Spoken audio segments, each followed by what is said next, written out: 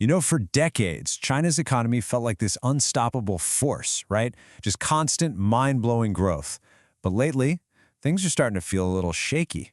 So today, we're going to break down exactly why everyone, from Wall Street to Washington, is glued to what's happening in China and what it means for all of us. And, the stakes here are just massive. We're talking about a situation where one announcement out of Beijing, just one single data point from Shanghai, can literally move markets across the entire globe overnight. New York, London, Tokyo, they all react. It's an influence you just can't ignore. Okay, let's try to put a number on this. China's GDP, we're talking over $18 trillion.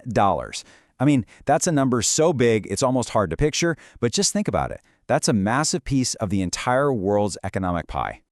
So where does that put China in the grand scheme of things?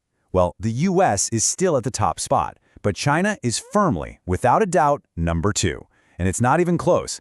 It completely dwarfs the number 3 economy, Japan. That economic power, that's the bedrock of its global influence. Okay, so how did we get here? How did China become this absolute linchpin for the world's economy? Well, for years, it's basically been the engine pulling global growth forward. And to really get what's happening now, we've got to understand that role. It all really starts with this one idea: China as the world's manufacturing powerhouse. Seriously, just look around you right now. The phone you're holding, the laptop you're using, maybe even parts in the car you drive. Chances are a huge chunk of that stuff, if not all of it, came from or was assembled in China. And when you're making that much stuff, your influence just explodes in a few key ways. First, you become the absolute center of global supply chains. Second, you become a monster player in international trade. And third, you develop this bottomless appetite for raw materials. And that appetite is no joke. A staggering amount of the world's raw materials, we're talking copper, iron ore, oil, all flow into China. It eats up such a huge percentage of the global supply that its demand basically sets the world price for the very things we use to build everything. So for years, that economic engine has just been roaring at full speed. But lately, you can start to hear it sputter. It's showing real signs of strain. And that's the question that has pretty much every investor on the planet holding their breath. Because what we're seeing now are some serious cracks starting to show in the foundation of what was, for a long time, an economic miracle. And those cracks, they're making a lot of people very, very nervous. The biggest, most fundamental worry is right here. Just look at this trend, a clear slowdown in GDP growth over several years. The days of those crazy double-digit growth numbers, they're over. The big question now is, how low is it going to go, and how fast?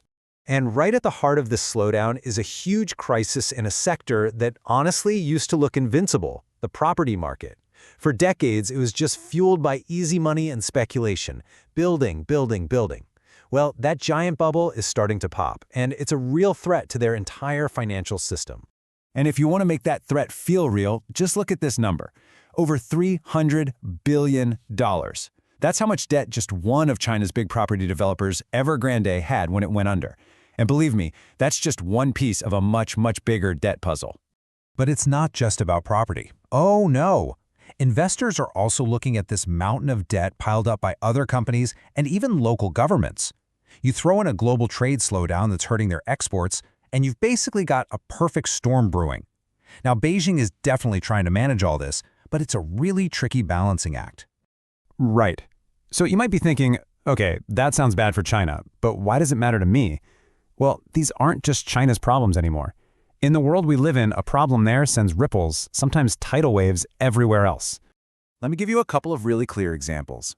When China's economy is on fire, German car companies can't build luxury cars fast enough to sell them there. Australian mining companies make a fortune.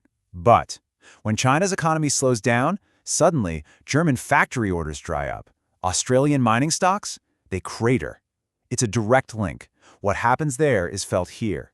And you can see this clear as day in the data. When China's manufacturing PMI drops, that's just a fancy index that tells you if factories are getting more or fewer orders, you see an almost immediate negative effect on the stock markets in places like Germany and South Korea. And of course, on the global prices for stuff like oil and copper. Just look at this chart. See how China's exports and overall global trade move almost perfectly together?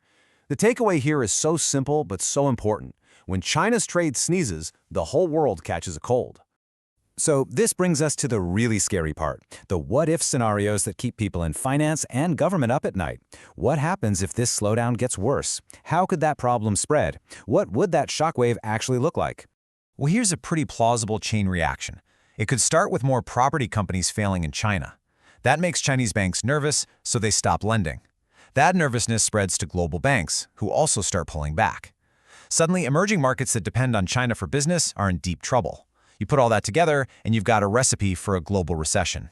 So to boil it all down, the biggest risks for the rest of the world are basically these three things. A huge drop in prices for raw materials, which would hammer countries that sell them. 2, crazy swings in stock and currency markets everywhere. And 3, real economic pain for all the smaller countries that rely on China. So, what's the bottom line here? All this data, all these risks, it all points to one inescapable conclusion. Right now, China's economy is probably the single most important signal for the health of the entire global economy. Look, our world is just so interconnected now. You simply cannot have a clear picture of global markets if you're not paying attention to what's happening in China. Its path, its trajectory, that's the story that's going to define the next few years for all of us. And that really leaves us all with one final question to think about. It's not a question of if what happens in China affects your investments anymore. The only question is how much. So you have to ask yourself, how exposed are you? How prepared is your portfolio for the tremors that now start on the other side of the planet?